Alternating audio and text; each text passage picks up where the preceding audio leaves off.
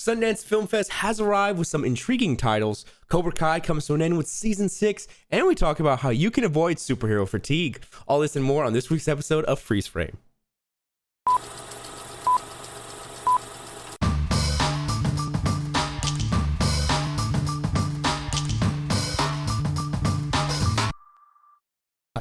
What is up, everybody, and welcome to Freeze Frame, episode 95. I'm one of your hosts, Vincent DeSantis, joined today by Ryder Maldonado. This is Freeze Frame, the store where we stop to take a moment and discuss all the relevant topics having to do with movies, TV, pop culture, streaming. And I'm pretty stoked. We got a lot of good stuff today. It's a good week. It's a good week for news, as always. And it's just a good week to talk about what we've been watching, because there's just some good stuff I want to talk about at the end of this episode. And that's always my favorite part. Oh, yeah. Favorite part of the episode. I'm looking forward to hearing your stuff always, as always, every week. Guys, give us a review. Let us know what you think on audio platforms. Helps us out a bunch. Hop in Discord, stay up to date with us, join our community. We got TikToks that we are busting out. Sorry, I shouldn't even say we. Ryder's busting his ass on these TikToks, and he's putting it out, and they are great. They're on YouTube. You can check them out. They're on Instagram. You can check them out, and on TikTok. Helps us out if you just leave a comment on them, too. Just helps boost us a little bit, and that's awesome. And that's another thing, too, is like, sometimes like you totally understand. You can't always support financially. It's like fun, creative things, especially at this like level, dude. It's hard, but you, like supporting in ways of like a comment or a share or a review, anything like that is super, super helpful. It goes a long way. Yeah, totally. Yeah. I never want to get to a point where we're like pressuring people to support us financially, because that sucks. There's tons of other ways to support. Thank you guys for enjoying the shows and watching them and coming back every week. We appreciate it. Ryder, where would you like to start this? I think we should start with some of your topics here. I'm gonna bring this one down and put it in the clip section, so I don't really lose out here. Oh man, I guess we can get into some trailers that dropped. Some interesting stuff. We had Cobra Kai dropped their season 6 teaser, kind of essentially, as well as like a little article that they dropped on Instagram and Twitter. The creators of the show kind of gave a final salute to say thank you for your support, and we're ending with season 6, and we feel confident about our ending, which is great to hear that they have a. You know, we've heard that they've had a long story, the arc to finish with season 6, and we got the teaser. It's kind of like, setting up the final end game, the last Miyagi-Do fight, right? It's great, dude. We got, half the trailer's stuff we've already seen, half or a quarter of the trailer's graphics, and then a quarter of the trailer is new footage. Yeah. So we got 5 new shots of what it's going to be. I'm very excited.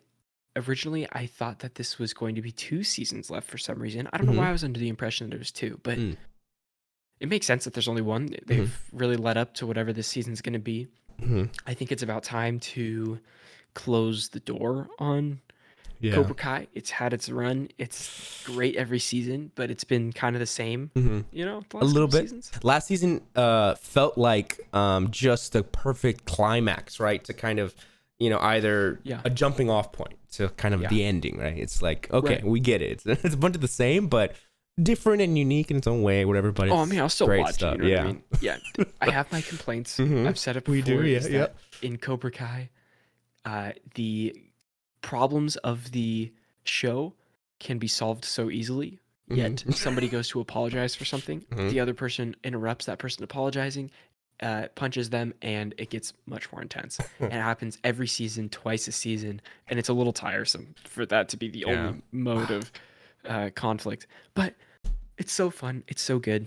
I love watching this movie, or this show, with people too, because it's like just so exciting. Hype, yeah. It's a novella, dude. It's a novella that you have to get invested in, dude. When you love the characters. Yeah, dude, it's a soap for sure. Yeah, it's a soap. So yeah, definitely check out the trailer, guys. Oh man, there's a great art, a little letter that they put, and I was like, man, I'm emotional. It's gonna be sad. Yeah, I know it's Justin Horowitz, but not the composer. It's it's different. Justin Horowitz, the director. Yeah, different guy. Something like that. But very much looking forward to that. That'll be coming. I think they said spring or coming soon. This year on Netflix. So it's crazy. They're really just busting those out. Yeah, we have a lot to talk about with Netflix coming up. But another trailer, Scream 6 debuted their first trailer pretty fast, because the 5th one just came out last year. So I think they're going to try and do a trilogy, kind of with the new Halloween that they did. They did Halloween Returns, I think Halloween Kills. So and 5, 6, 7? Yeah, they're going to do a 5, 6, 7, I'm feeling, with these Scream movies, right? Kind of like an end-all, be-all. final Yeah. hurrah. And yeah, there's the trailer had a lot of great stuff. I don't have you seen the trailer yet, or I can. I scrubbed through just because like Mhm. I'm not invested in Scream at all. I Yeah, think the yeah. first movie's awesome, Mhm. but I want to watch like all of them to get caught up. Even though I know I don't need to. I know I can just kind of jump in, but I don't know. I feel like I would be missing so much if I didn't watch all of them. Well, I tell you what, you might be missing out now if you haven't seen all of them because more and more characters are returning from different movies now. Yeah. And at this point, I think this new one is going to have connections to all the originals because Yeah. there's a in the trailer, a shrine, and there's little Easter eggs from every different movie, like Stab, and we see a robe of characters and like all these different Easter eggs and stuff. People are already trying to figure out who the killer is. And you've seen the first one. One of the killers, not Billy Loomis, but the other guy, he had a TV fall on him. And people to this day say, if he didn't die, he could still survive it. He's still back. And the actor's still pitching. It's the guy from Scooby-Doo. Yeah. Yeah, so people are saying it might be Stu. Stu is coming back as the killer. I saw some TikTok pop up in my feed or whatever that there's been this theory about like the cult of Scream or something, and so people are excited, like, oh, maybe they've listened to us, and this is kind of like what they're doing now. I don't really understand it, but seems cool, and I think Scream is a fun concept and fun movie. So Yeah, I went into the fifth one kind of like, okay, this is gonna be a fun kind of slasher film, but then it almost turned into the Joker, kind of the experience we had with Joker, where I was sitting down for the intro, and it's that first kind of kill where he gets the girl and then goes scream, and everyone was cheering and screaming because it was like, yeah, we haven't had a movie in a while, but I'm also like, are we really clapping for this guy killing this girl? Like, ooh. So it feels a little weird sometimes. It does feel weird. But that's an interesting note. Yeah.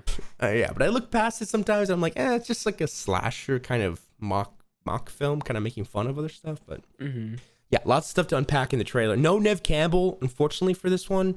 Something lots of stuff happened behind the scenes about pay, I think, and we had talked about that a long time ago. I think they said she'll return for the 7th, if that's even happening. I'm sure it will. I'm sure this will make a killing, dude. Yeah, you know what I mean. Yeah, this one franchises seems to be different. are crazy, right?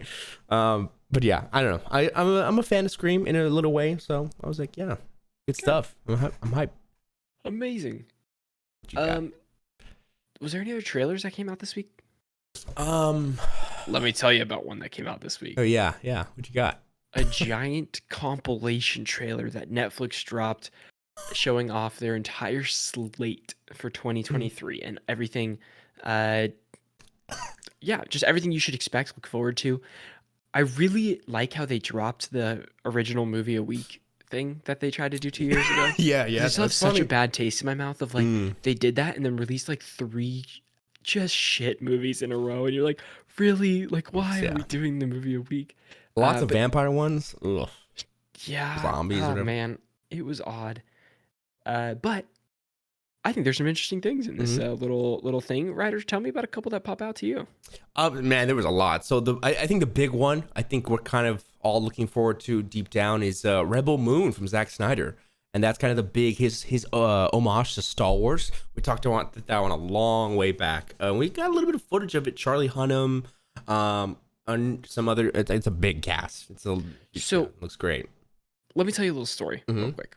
I'm scrolling on Twitter and I see someone from Rebel Moon post a trailer, right? Yeah.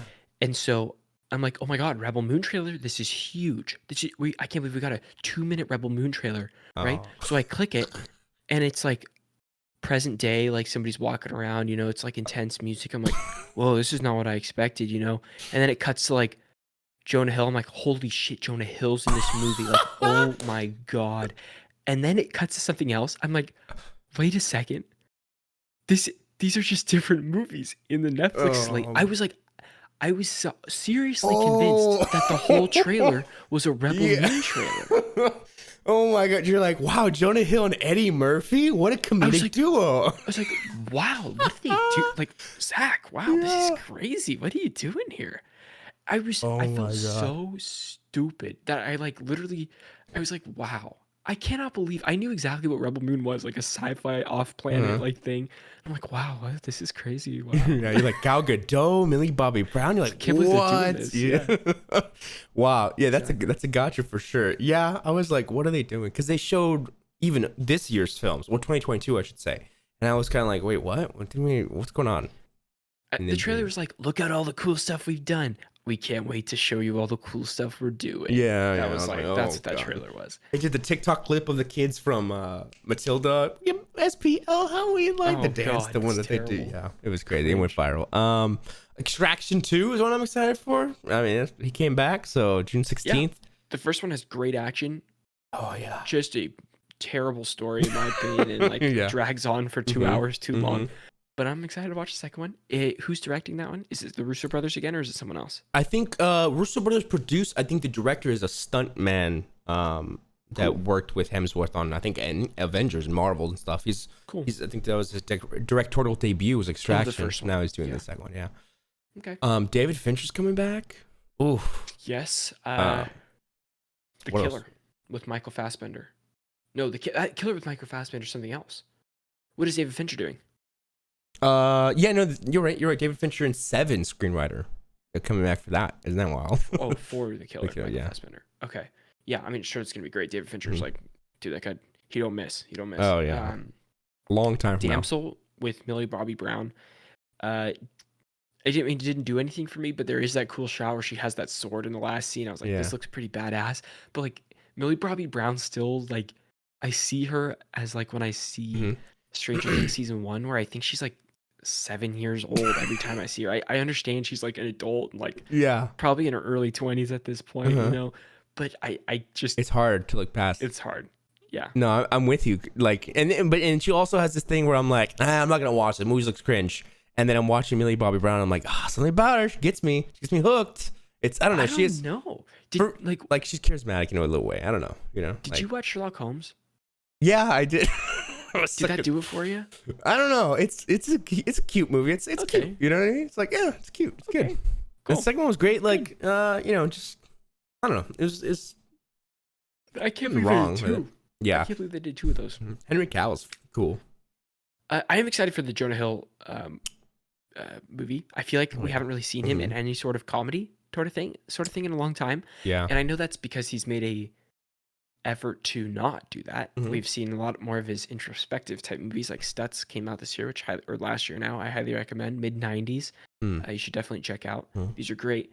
And I don't want to say that this is like a return to form for him, because I feel like he's in a different place than he was doing all like the Superbad type comedies. So I'm excited to see this as more of a not matured comedy, but just a Refreshed. it's different for him. Yeah, Good for it's still you. Jonah Hill. It's the hilarious actor that you know, Mhm. but it's not gonna be. I don't think it's gonna be all raunch humor for No, 2 yeah, yeah. hours. It's Yeah. yeah. Good stuff, right? And I think it's a remake off of classic, and Eddie Okay. Murphy, I'm sure is. I mean, man, gotta bring it. Oh, I love them. Yeah. You just got, I think, the Cecil B. DeMille Award, or Mhm. maybe it At the wasn't that one, Globes, right? but I think it was that. Yeah. Yeah, I So- don't know what it was. A Lifetime Achievement Award or One of something those, like yeah, that. right. Yeah. So I'm excited to see that one too. Yeah. Absolutely. Okay. Something else, I guess, is again to bring this Michael B. Jordan one. Yeah. Talk about this. So Michael B. Yeah. Jordan has been cast in a feature film adaptation of Tom Clancy's Rainbow Six. So we know that video game franchise has been doing its own thing with Chad Stahelski set to direct. Now I wanted to talk to you about Chad Stahelski because you know this guy. Maybe you don't know the name because I didn't know the name. I know. You know this guy. Okay. My man's doing Ghost of Tsushima. There you go. Wow. Okay. Yeah. Dude, when I tell you I looked at this guy's IMDb and I was like, what? I was shocked. Because I Yeah. recognized him as a stuntman in John Wick. And then I didn't know the guy directed John Wick. Yeah, he's kind of crazy. He's nuts, This guy right? Chad is pretty nuts. Yeah. Here's what I'm worried about. Mhm. I think Chad's great. We've already seen Michael B. Jordan in not a Rainbow Six, a Tom Clancy Oh, movie yeah. where he plays Tom Clancy a couple years ago. This was right after the high of Jack Ryan season 1. Yeah. Jack Ryan season 1 comes out. Everybody, I mean, it gets great reviews across the board. You know, they're like, oh my god, Amazon says we need more. Like Tom Clancy, Yeah. like we have the rights to his book. We need to do more. We need to do more. So they pick up Michael B. Jordan for a movie called No Remorse, and it's an Amazon original, and it was awful. It was so like unwatchably bad, and it's not because like Michael B. Jordan was bad. It's just like when a movie has Story, bad writing Story. and nothing to like support the actor, because like the actor should only do as much as Yeah, it felt given bland. to him, It in was a bland. sense. They didn't give him much. Totally bland. So I find it very interesting that he is the casting for this, but I know it's not an Amazon production. It's different. Tom Clancy movies have been so good in the past. I just find it funny that like the one that was just so unwatchable is like, okay, we're bringing it back for another one. Like, Right? Let's do it. But Chad's dragging this time, so hey. But yeah, when I was thinking about that, I was like, okay, I have faith in Ghost of Tsushima and anything really because of the John Wick style and everything that he's doing, and the stunts he's done. I don't know. I'm putting a lot of my cards on Chad. I don't know. I feel like he just bring the action. You know what I mean? It's like if you can bring that level to Rainbow Six and kind of go crazy with the breach in charge of like, I know there's different entries of Rainbow Six. I don't know what kind of avenue they're going with that because Rainbow Six is just, you know what? I'm thinking of just Siege. You're thinking of the game. You're thinking of the game. He has books like the Rainbow Six team is like a team of people, and there's like books and books and books. Tom Clancy has so many books. You could be making movies off his books forever. Yep. That's another thing too to think about is, well, actually, do you like spy stuff like this? Like, are you into that? Yeah, like it's a guilty pleasure, you know, like even like why guilty? Well, I don't know, because like I feel like none of them are good. You know what I mean? It's hard to find good ones, and so when I do like them, I'm like, yeah, it's like a comfort movie, but I just like, this was not good. But I'm just like, well, I think there's a lot of good ones. Like if you are interested in watching one, there's one called The Hunt for Red October. Have you seen Hunt for Red October? Oh no. It's Sean. Oh my God. Just passed away. Sean Connery, right? Yeah, Sean Connery. Thank you. Who was also James Bond at one point. But dude, Hunt for October is so good. It all takes place in a submarine, and it's based on a Tom Clancy book. I think it's on Netflix right now, maybe. But like, highly recommend. It's incredible. Oh yeah, I love the images of it. Looks super interesting. It's really good. Maybe like late 80s, early 90s. Okay, yeah. Something like that. I started Jack Ryan. I know. Oh, did you the show? Yeah, on Amazon. I was like, you know what? I heard about it. I mean, Jack Ryan is the character that is in Hunt for Red October. Same character that Harrison Ford plays in Clear and Present Danger, and same character he plays in Patriots Day. Like Jack Ryan is just like Tom Clancy's his character that he's in everything. No way! I didn't know that. Yeah, I thought those are Tom Clancy movies and books. Wow. Yeah. I had no idea. That's crazy. Okay. So what did you think of it? What did you think of I mean, initial thoughts, it's great. Like, they really are bringing it for this because, like, you know, it's him trying to fight a terrorist organization. Wait. Do you start the third season or you started the first season? No, the first season. Very first. Okay. Yeah, I'm starting from the beginning. I want to get to that. I mean, I can watch Krasinski do anything. He's good, and he's shining more in this, you know, as a professional because he's action star, doing his own stunts, stuff like that. But yeah, the story's intriguing because it's, you know, against a terrorist organization, how they fund it. It's like political thriller type thing. Yeah, I'm like, oh, this is fascinating and also kind of scary and it's good. Good stuff. It is. The first season is awesome. The second season takes a big dip in quality. Not quality, but like it's still good, but just not as intriguing as like that first season. But I guess they really brought it back for this third season, and it's like really brought it back. So I'm excited to watch it. I might skip the second season then because it's hard enough for me to get to this first season because it's a lot. You're not gonna like the third season either then. What? No. If you don't like the first season, because the first season's like so good. I do. Okay, I do overall like it, but like, man, it's like, you know, those individual scenes of like kind of TV long, you know, it's just like TV nonsense of like. It's been a while since I don't want to say filler because it's not filler, but it's just it's a long. It's like the action's few and far between. Yeah, there's a lot of it's a dialogue heavy. It is. Yeah, it's hard to pinpoint what it is for me, but it's something. I'll watch season 3 and let you know. Okay. I haven't watched it yet, so we'll see. Yeah. Okay. But if you don't like it in the first season, I don't know if you're gonna like it the third. I'll dip a toe and check it. You know. Okay. Maybe I do. Maybe who knows? Right? Fair enough. Good. Okay. All right, we're jumping into this. What is this? Oh, okay. For the the Marvel now. Okay, here we go. Okay, so this is funny for me.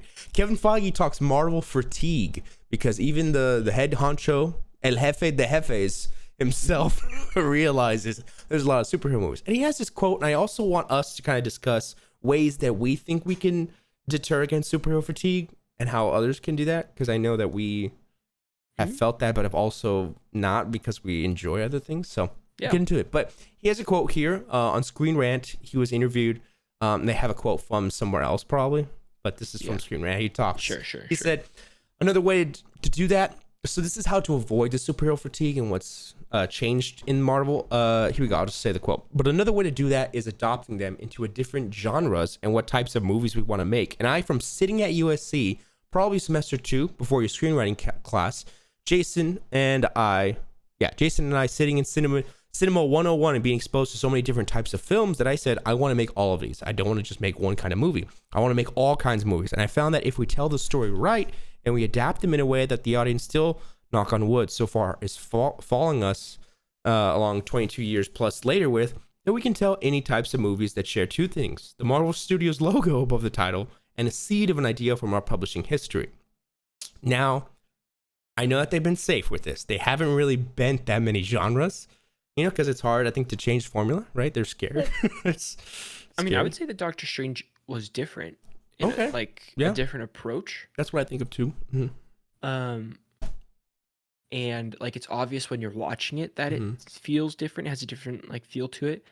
But I think that the thing that is omitted from this like quote and stuff is the blockbuster, like the huge budget that is going to, like, regardless, it's going to have a huge budget. It's going to have huge funding behind it. And there's this like corporate push that every single one of these movies have. Even if it's a different form of movie, it's going to be impossible not to see a piece of marketing from it that is like not going to get obnoxious over time. And I think that piece is like, superhero fatigue's hard because I feel like so many of us like it. I love superhero movies and I'm excited to go see it, regardless of if it's not the best thing since sliced bread or like, it's exciting to me. I enjoy it. I don't know how long that'll last, but for now, still kicking strong. Can't wait to go see some more. Whatever. I'm not going to argue that they're better or worse than a certain time or whatever. We're getting what we're getting right now, and it's fun. Can't wait to see Ant-Man in a couple weeks. Thought Black Panther was better than I expected it to be. Like, things like this, you know what I mean? But you make a really great point, though, about taking our time, right? Because it's marketing. That's kind of taking our brain power, essentially, right? Just seeing it all the time. Right. It's that right now, you see a trailer and you know it's a Marvel movie right away, which is so good branding on their point, and there's a lot good going around with that. But it can be annoying. It can be annoying. I don't want to hear Rocket Man, or not, whatever the song they use for Ant-Man. You know what I mean? And then people start liking that song again because of the trailer, and you're like, okay, cool, dude. It's everywhere. Like, beyond the yellow brick road. Yeah, it's like I hear that and I'm like, now it's connected to Ant-Man. It's like annoying a little bit. Like, I don't know. There's like some weird things that I can't explain. But the reason that there's fatigue, I don't think, is because there's so many movies. Good point. Which is weird too. Yeah. It's because we're beat over the head with it nonstop. Like, it dominates the news cycle. It dominates the theaters. It's in a changed good and bad way. For sure. Yeah.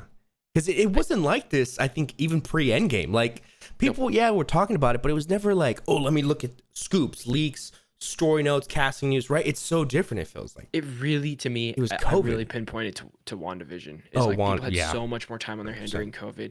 The rumor mill was going crazy with things. People were so pissed off that they weren't correct. People were so excited they were right. Like, things like this. And that was an exciting time at a certain point, because I think we were able to buy into that of being like, they're doing TV shows now. This is huge. Like, this is crazy. This could be really cool. And it's not like the show was bad, but that's when things got more toxic than enjoyable for me. A lot of over expectations, a lot of overhyping. Yeah. I mean, we made WandaVision the biggest ever, right? Like, there was, I've never seen Marvel fans. So I think now it's like, because our love and our excitement was so high, everything else will never beat that. Like, you'll watch a Marvel movie now and say mid, right? Because it's like, it never beat that. But it's like, why? No, that's maybe that's part of the thing that's like, even if it's not my favorite movie, I can still enjoy it. It's not Mhm. necessarily fatigue for me. The fatigue Mhm. part of it is the fan base is not. I don't like Yeah. like these crazy people that are toxic to other people for not enjoying it, or toxic to other people for that are enjoying it. Mhm. But it feels like everywhere you go, you cannot escape like the conversation around Marvel. Uh-huh. Like there's no place to Yeah. escape it. Dude, it's And weird. that's Even in the class. fatigue. Yeah.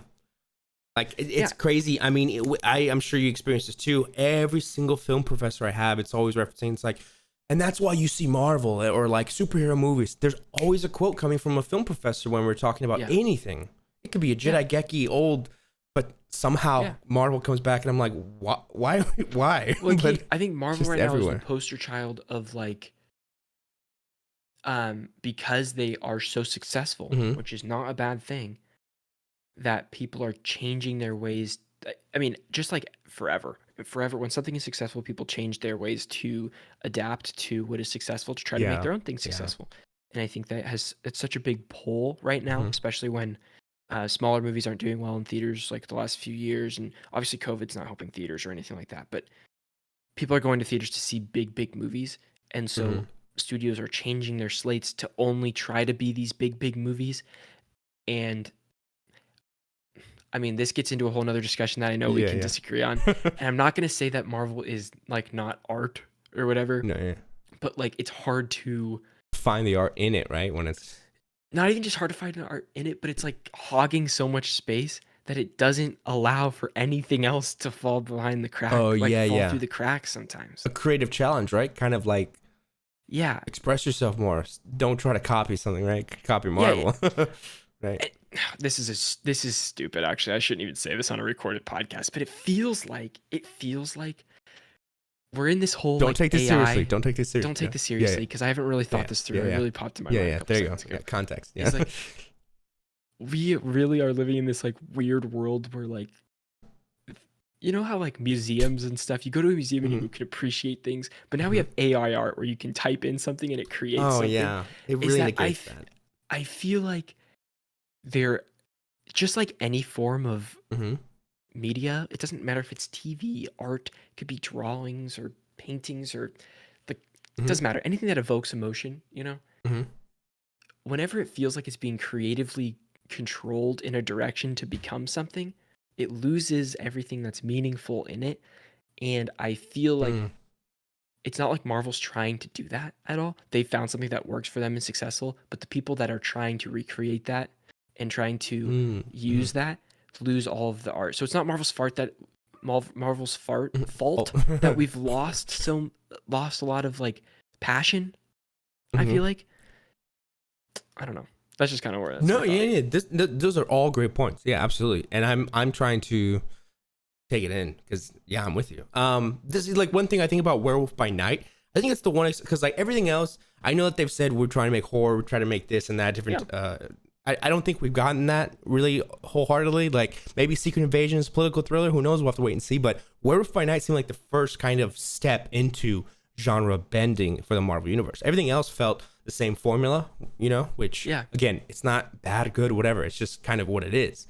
But Werewolf by Night, I think, is a good step in the right direction, and I hope that they take more risks like that because even Werewolf by Night Mhm. was safe, but I don't know, try And something different a little bit. I mean, but and it was different in the fact that like I feel like no one was beat over the head by Werewolf by Night. yeah, that too. It came out, people were excited about it, Enjoyed people it. watched it. Mm, awesome. But there are plenty of people that haven't seen it. Not to Mhm. say that gatekeep Marvel, only watch these No, things, and let me tell no, you, no, it's not. yeah. It's Uh, dumb, but like it wasn't a theatrical release that was like Ant-Man. You can't go anywhere without seeing this. Like, bam, watch out for Kang, hit you over the head. Like trailer, oh Yellow Brick no! Road, hit you Oh over the no! head. You know, Yeah. or like I mean, Wakanda Forever. You hear boop, boop, boop, boop, boop, boop, boop, boop, boop, boop, Oh everywhere yeah. you go, bro. I feel Oh like yeah. every trailer, Super Mhm. Bowl, every sporting event on TV. It's like the trailers on everywhere, and Yeah. for good reason. People are excited about it. Mhm. That movie made a lot of money, and it was successful. But it is fascinating, right? To kind of take that lens, to step back and view it, because that's kind of right. That's what you're saying, right? Like I'm with you. It's like, Yeah, how fascinating. I love Yeah. living. I love living, and I can't wait to Yeah. go see it, man. No, yeah, Even though they beat me it's over the head, I'm excited. yeah, it's fun to live in it for sure too. But I Yeah. think it's great to have a conversation. But also, okay, so really what I wanted to talk about is how you can avoid the fatigue, because I Tell me. think for me personally, I don't know, like, basically I'm like asking if you have superhero fatigue, because I don't, because yes, I watch Marvel all the time. I rewatch these movies, but man, I'm getting all these recommendations from you, and I'm also in film school, so kind of I'm seeing a lot of new stuff. But like, Mhm. I don't know, watching new films, kind of exploring different genres, both in TV and film, and like, Oh yeah. I mean, I right, think like we both kind of it's feel it's that. hard to call yourself a film fan if you only watch one type of movie, like straight Yeah. up. Like if you're not like, but that's like a fan of anything. If you're not challenging yourself and like, Yeah, there you go. Yeah, yeah. I can understand that movies are a form of entertainment and a Mhm, pastime, and that's great. You can mhm, watch movies for as a form of that. But like, I know I fall into that sometimes, and just mhm. watching movies that like are I just watch to watch Yeah, that are yeah. fun. But Mhm, there's so much more, mhm, and the last like I don't know 4 or 5 years, I think I've like tried to step more into that. I have a long way mhm. to go. I have so much more to learn and stuff like that too. But like Yeah. you can challenge yourself and have a deeper appreciation, and it's not that doing that is going to lessen your heart for big budget blockbusters. No. It's like it's a well-rounded Yeah. thing. I And don't know. just open up your mind, right? The Doctor Strange, open your mind's eye. Just kind of Yeah. explore. Because for me, when I see like an art house film, when I see an indie movie, or when I watch something that's, But that too. Mhm. That What? that that's like a comment. That's a comment that I hear you say too. It's like Oh, I know. Like not I everything that Marvel doesn't do is art like house. is No, indie I or know, I art know, I house. know, I know. Yeah. But I'm only saying indie in terms to the film school movies I watch, because we Okay. actually watch indie movies. Sure. And I know Like what? Like what? I also put the label art house and indie on movies that are not that genre at Not all. that. Yeah, Yeah. yeah. But I Right. actually did see an art house movie. I officially did. Okay, what The do you see? Assassin in 2015. Sure, That haven't was seen probably it. 2 hours of just shots of nothing. And it was like, this is, I mean, it really, man, it's like you're watching 2 hours of nothing, and that's an art Yeah. house movie. That's really what it is. Art. It's art. It's not Yeah. really anything. Because I mean it's like also when you think about this too, is like just like Picasso, for instance, has like Mhm. his style of painting that touches people. Like Yeah. paintings don't do it for me. Like I don't No, know. It's yeah, just not yeah. my like art form of like Yeah. something that touches me. But like there are I gotta auteurs see. in Uh-huh. film, Yeah, yeah, and that's true. Yeah. people gravitate towards their movies Mhm. because they don't work for they don't Yeah. work for everybody. Mhm. It's not like everybody's thing, but Yeah. like people cement to a director because they've done certain Mhm. things that like, oh wow, I really like this. That happens in big budget things too. Obviously, you can Mhm. connect to a director, but it's very different when it's on a much smaller scale. Yeah, and I know. Okay, and another thing too. No, I'm sorry, I'm listening, so I don't No, want this to is sound good. like Yeah. Uh-huh. when I say indie and art house, I think the reason I say that is because it's so polar opposite at Marvel, right? Like honestly, Sure. expanding your palette can be even just watching another action movie. I think I just say Yeah. watch indie and art house because that is the polar opposite of Marvel. I'm like, You can watch but yeah, explosive you can watch action movies anything that really. are like it could be anything, like Yeah. anything. I think like my favorite action movie ever, Mhm. like one of my favorite movies ever, is an action movie. Yeah, yeah. Hmm. That seems dumb on paper, but it's not. No, I love no, it. It's great. no.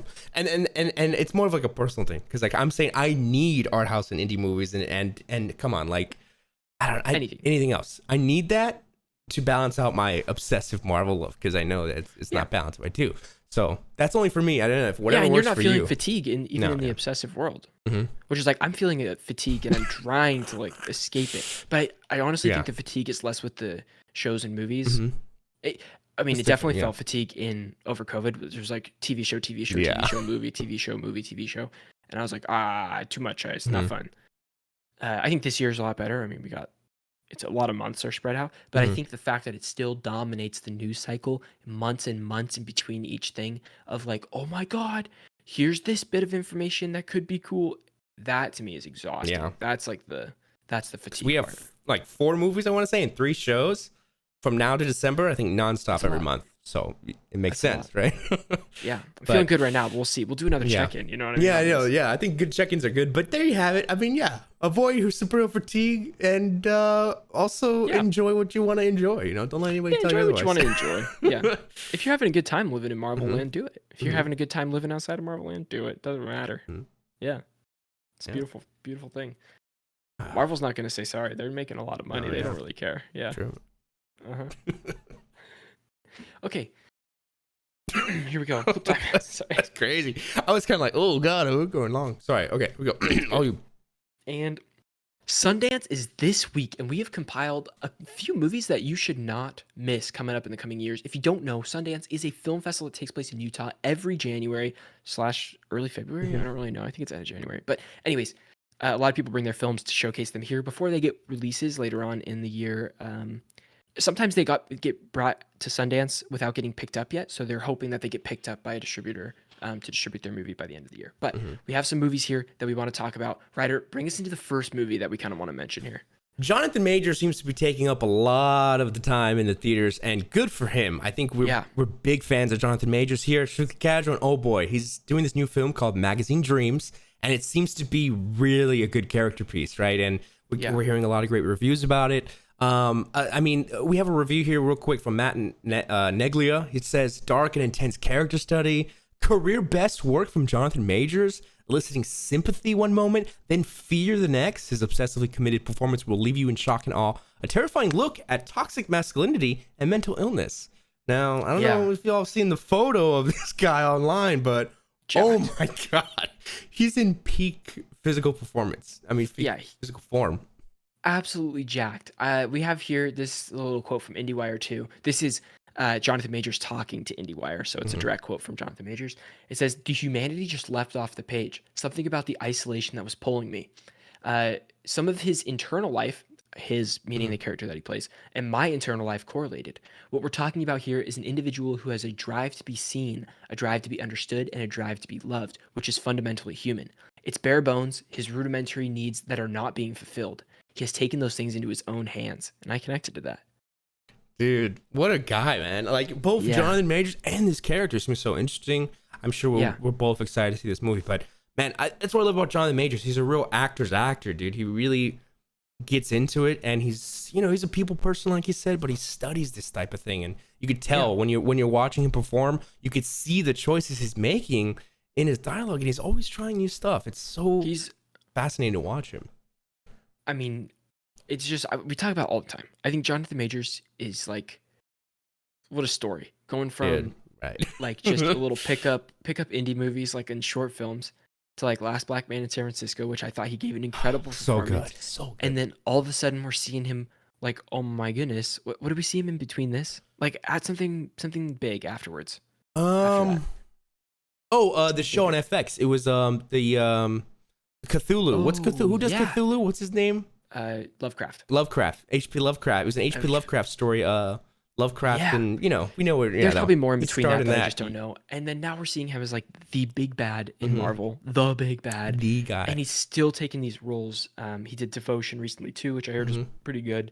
And then this Magazine Dream seems to be incredible, and that's awesome. I think it's so cool that he can do all this. Absolutely. This other film that's coming out from Daisy Ridley, and also Chiwetel Ejiofor and Emilia Clarke, called Sometimes I Think About Dying. Now, we've seen some photos of this online too. We have a review from Eric Davis, a movie drama about human connection with definite Office Space vibes. Also, Doug. Have you watched Office Space, Ryder? Yeah, a while ago. Okay, yeah. That one's good. That's a weird one, but yeah, very, very funny. Heavily quoted in my family. Oh, that's good. A brief synopsis from people online saying it focuses on the aspects of mental health, panic attacks, unnerving feeling, accompanying social anxiety. Daisy Ridley's great, but it's otherwise a one-time watch film. So yeah, I mean, there's been a lot of mixed reviews coming out from lots of films across Sundance, but this one seems interesting. That's always Sundance. It's a film festival where a lot of people bring their movies that have not screened. Like they've screened between like before test audiences, but like this is the first big, like, critics are going to be here. They're not going to be easy on your movie. Like, you're going to watch it. You're going to get some real notes back.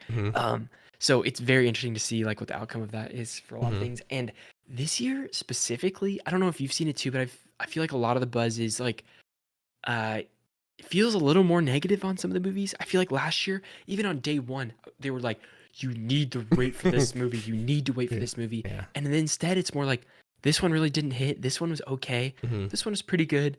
But the ones that really like left an impact are this one, like this Jonathan Majors one seems to have really left an impact. And Infinity Pool, which is David Cronenberg's son, Brandon Cronenberg, his movie. And apparently it's absolutely just disgusting. They screened an NC-17 cut of the movie at Sundance, and the R-rated released will come out in theaters January 27th, which is next week, I believe. Right? Yeah, I think so. Yeah, it's coming Okay, up. cool. Mhm. So this is also from IndieWire, a little snippet here, and this says one of the most envelope-pushing movies to ever unspool at Sundance was injected like a drug into audiences' eyes. It says it's a mind-warping outing from Brandon Cronenberg. There were no notable walkouts from the movie. That is a Thank thing God. at Fun. Sundance. Yeah. There's a thing at like I'm leaving. sometimes for Sleep. horror movies, it is, That. and everybody will go watch it. Uh-huh. And sometimes horror movies are not everybody's thing, and so sometimes you can get walkouts in your movie. I think it's hilarious. I think that's so funny. Yep. Because you have no idea what to expect. It's not like you can read Oh, anybody's yeah. like opinions on the movie before it comes out. Yeah. So no notable walkouts. That means the crowd fully ingested the cocktail that has not only featured skull-crushing violence and rich people behaving badly with clones, but also doses of blood, sperm, and other bodily secretions, Oh. real or imagined, coming out of various body parts. Oh, Um, it screams Cronenberg, but God. respectfully. The Cronen babes are going crazy right now, dude. I mean, listen, it's all intriguing, and I think just like a lot of the movies that come out of Sundance, you got to give it a chance. You got to give it a chance, right? This Anyway. one's gonna be so weird. Yeah. And then the last thing here I thought was interesting to say is that Skarsgård, Alexander Skarsgård, is him and Mia Goth are the stars of it. Skarsgård felt so strongly about the material that he became an executive producer on the movie. Wow. He said, "It's an indie film, and I wanted to do anything I could to help Brandon Cronenberg visualize it," Skarsgård said. Hey, power to him. That's awesome. I love to hear it. It's hilarious. Lots of good stuff. I mean, this sounds intriguing. I think I'm more so leaning toward, magazine dreams, and sometimes I think about dying, but I don't think Infinity Pool's for me. I don't know. Mhm. I've seen a couple good David Cronenberg movies that I like, Mhm. and I don't think I've seen anything by Brandon Cronenberg. Brandon Sanderberg. That's Brandon fine. Sanders. Yeah. that's it. Brandon Cronenberg. But I don't know. We'll see. So this is right up. People love this stuff. Oh, yeah. It's fresh. New. And maybe I'll want to say like, oh yeah, I'll give it a shot. But I'm too much of a wuss, dude. I get so easily irked. Dude, We'll me see. too, man. This sounds nuts. Like, But something that is the opposite of irk Uh-huh. and something that will be sure to put a smile on your face is John Carney's new movie, Flora and Son.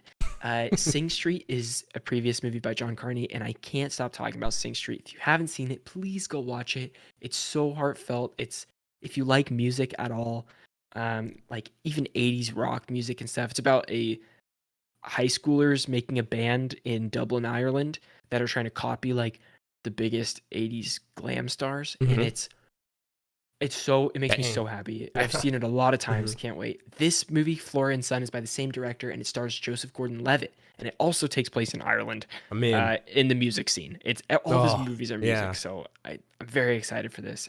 It's his first movie in 7 years. Wow. Okay. Yeah. See, that's another one. I'll look out for it. Love Yeah. Joseph Gordon-Levitt. Joseph always gets on like, I don't know, interesting stuff, kind of, I don't know, like mind, like, thought provoking. Like, Yeah, definitely. he does a lot of that stuff. So she'll be great. Yeah, and then I have one more here that people have been writing about, and that's called Past Lives. And Vanity Fair says that Past Lives is a note-perfect directorial debut. Playwright Celine Song wows Sundance with a poignant, graceful study of two friends drifting through the years.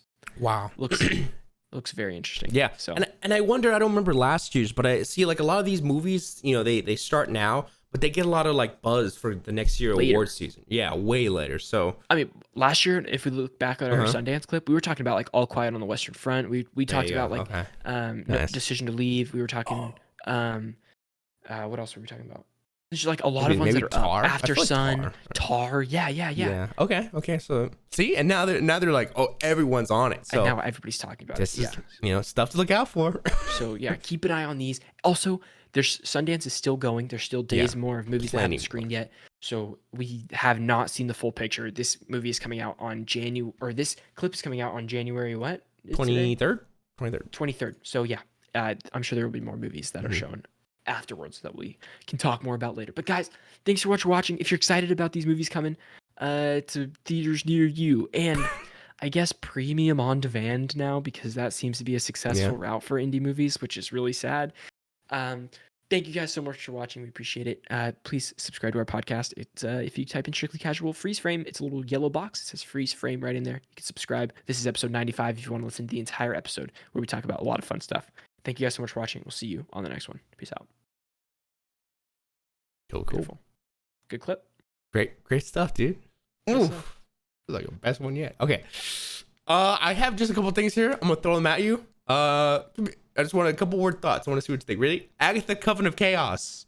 Especially start filming. Here's the funny thing. So I on the back of the actor chair, the font that they used, it says Agnes of Westview, right? Change the title, but the font is Mayor of Easttown, which a joke online was that wow, Feige really put the font of the show that beat out WandaVision and Loki at the Emmys or something. It was like something like that. Funny. Mayor of Easttown. It's the same font though. It's the exact same font as Mayor of Easttown. I thought that was funny. Oh god, this is so silly. I have thoughts on this, for real thoughts. Tron Ares is coming to Disney. I'm like, yes, starring Jared Leto. Oh, okay. Pirates of the Caribbean 5 directors attached, so okay. Yeah. No. I love Tron. I would be so happy to have Tron Legacy is so good. And I would love another movie like that. I don't want to see Jared Leto leading this. Jared Leto. Yeah, I don't want Jared Leto helming the new Tron project, especially with Pirates of the Caribbean 5 director, which is known for doing some series. This guy's jumping into another series that is very late into Pirates of the Caribbean, famous for years and years and years, jumps on and does a mediocre movie. I would hate for him to jump in here and do a mediocre movie also. Oh yeah, that would run it to the ground. That would be sad. Here's my hope. Here's what everyone was saying. I'm with them. If Daft Punk isn't attached, I'm not in. They're not, dude. Daft Punk's broken up. They're not coming back. Oh, that's right. Oh my gosh, never mind. Daft Punk is over. I didn't know. I'm out. No, just kidding. But I was like, oh gosh. Oh, I don't know what to think about this. Okay, well, breaks my heart. Breaks my heart to tell you. A lot of mixed feelings online. And lastly, I thought this was great. John Williams' doc is in the works with Steven Spielberg set to executive produce. God bless him. Yeah, very excited for this. John Williams, just a huge, spanning, sprawling career. I hope so badly that this documentary is not on Disney Plus. Because if it is, it will skew towards Disney just going over his Disney movies, and he does so much more than that. Even though I guess his most iconic things might be. But he has a lot more other stuff. So freaking man, Schindler's List. Are you kidding me? Come on now. Yeah, right. There's the so greatest much. thing here. Yeah. So I'm hoping this is not put out by Disney Plus. I was gonna say, oh yeah, you bet we'll be crying watching that. I'll be crying, bro. I could listen to his music all day. Gosh, yeah, John Williams, great for him. And there you have it. That was kind of all the big stuff that I noticed. Plenty of other things though. What are you watching this week, Ryder? Oh man, a lot. Let's see. So I talked about Jack Ryan. Along with Jack Ryan, I was on Amazon Prime and I started this show called Hunters. Now, brief little backstory. It's about the setting 1970s. A group of Jewish people form a club where they hunt escaped Nazis that fled from the war, and they're hunting evil doctors, commanders, all the plethora of evil scum. Starring Al Pacino. Logan Lerman from Percy Jackson, great show. Oh my gosh, season 1, phenomenal. Wow, what a season. Season 2 I've started. Yeah, I said this before. It's like they upped their game. The budget went up about $50 million, and it looks like a movie. Okay. Phenomenal show. Phenomenal.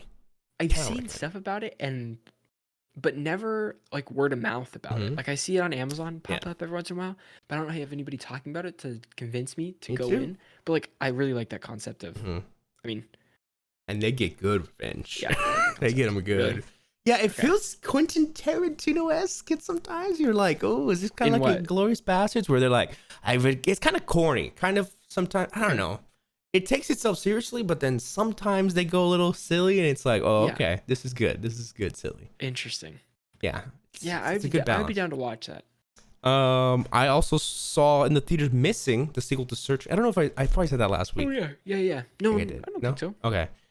Missing, a little better than the first one. Man, they're really modern how movies can play with FaceTime and iMessaging and all this Apple stuff, right? It's crazy. Good film, good little story. Good. I want to see both of those, Searching and Missing. Good time. Yeah. You won't lose anything, you know? Right. Exactly. Yeah. Did you see anything else? I think that's it. Yeah. What about you? I watched The Hatchet Wielding Hitchhiker on Netflix. I saw you post that. Yeah. And I don't recommend it. I don't recommend it. I don't know if you guys remember the meme from like 2013 or something where this hitchhiker, homeless man, saved a guy from hurting somebody by hitting him in the head with a hatchet, and everybody thought he was a hero and memed him up a bunch, and turns out he's really just a murderer. And like, it's the documentary, I don't know, about the reporter that first reported with him, but it was bad. It was bad, dude. It was like really copy paste Netflix documentary with like a little bit of new footage in here, like really bad. And it wasn't even that interesting. Oh my gosh. He's still in jail. But they tried to make him like a hero, right? People thought he was a hero at first. Oh, because they didn't know the story? Wow. It was awkward. I don't know. It wasn't good. I mean, he was on Jimmy Kimmel. Yeah, I saw that part. Hitchhiker, like, I don't know. Interesting, but also dumb. So not worth your time. Don't watch it. I also rewatched Bullet Train, which is still funny and still fun action. Still, it's not bad. It's not bad. Okay. It was a good time. And then I've watched, obviously we've been watching The Last of Us, which is really great. Oh yeah. And what else have I watched? There's something else. I'm like, I'm Letterboxd. watching a lot of Modern Family. Okay. With my roommates. It's just something we watch for chill. Some more F1, maybe? Yep, of course. We're almost done with season 3 of F1, jumping on to season 4. Excited for season 5 coming out. Dang. Yeah. Got to catch up for the new season of F1. And season meaning the actual race season, not just like the season of TV. Oh, yeah, that's true. Yeah, that too. Because you know the people. Yeah. I'll be obnoxious, bro. It's 27 weeks of the year. The races are all over the world, so they usually happen in the early morning. So you got to get up early to watch the races. It's gonna be epic. God, I can't wait. Yes. Can't wait. That's it. I don't know. I started a movie last night. Oh yeah, which one? I started After Sun last night. Oh, okay, nice. I got 30 minutes in, fell asleep. I'll finish it today. Okay. Not that it was bad. I fell asleep. It was just really late, and I had a hard day, and so I was just tired. You've been talking about that one a little bit. I want to. We'll get your thoughts on that. I'm excited. Yeah. I know we didn't talk about Last of Us. I guess just briefly, what'd you think of? I mean, what do you think of the episode? Last of Us episode 2 is incredible. Heartbreaking, man. It was very emotional. The clickers are scary. Gross, they did a fantastic job adapting the clickers from the game to the game to the movie, or the game to the show. I think not even just the prosthetics and stuff, the way they moved, the whole museum scene was so scary. I think the fungus is adding so much to the show. Yeah. It's so visually just makes your skin crawl. I think it's a great new element. I love the extra intro that they put in here with the scientist. The fungus doctor, right? The fungus doctor. Cordyceps doctor. Yeah. Yeah. I thought that was very additive to the show. Yeah. Yeah, I think it was, I had my buddy message me and said, it was a kiss of death, dude. And I was like, oh, yeah, I know, gross way. It was the kiss of death. How nasty. Yeah. Poor Tess, I love the change that they did, and I think it added even more gravity to the game. Then I was like, wow, this is even more sad. Yeah, I think it was better than... In a different way. Not that much, but it was. Yeah. Because I saw at the end, Neil Druckmann, they do like the post-show talk about, and they were like, yeah, the military seemed a little too overdone, so we did the fungus. Yeah. And you got to see how they communicate, the fungus communicates. Extra layer. Yeah, and Ellie and Joel, man. God, I can't wait for them to get into their relationship. Yeah, it's funny, like, for people that haven't played the game, I heard a lot that, like, I heard a lot from, like, my roommate, my girlfriend and stuff. They're like, Ellie's kind of annoying, like, this first episode, like, really annoying. And then this second episode, okay, she was kind of funny. Like, she's like kind of funny, like joking around. I'm like, it's only going to get more. Yeah, like that's the process we went through in the game. We're like, who's this? Everybody feels like that. Yeah. And then by the end, we're all like, exactly. Oh, God. I can't wait, dude. Oh, so good stuff. Yeah, it's great. It was great. I can't wait for next week's episode with Bill. Well, yeah. Oh, my God. That's going to be crazy. Okay, well, there you have it, man. What an episode, dude. Yeah. Crazy, We lots of appreci- stuff. Yeah. Sorry. We appreciate you guys so much for watching. Thank you for episode 95. We'll see you next week for episode 96. Any final words? That's it. Have a good week, everybody. We'll see you all next time. Peace out.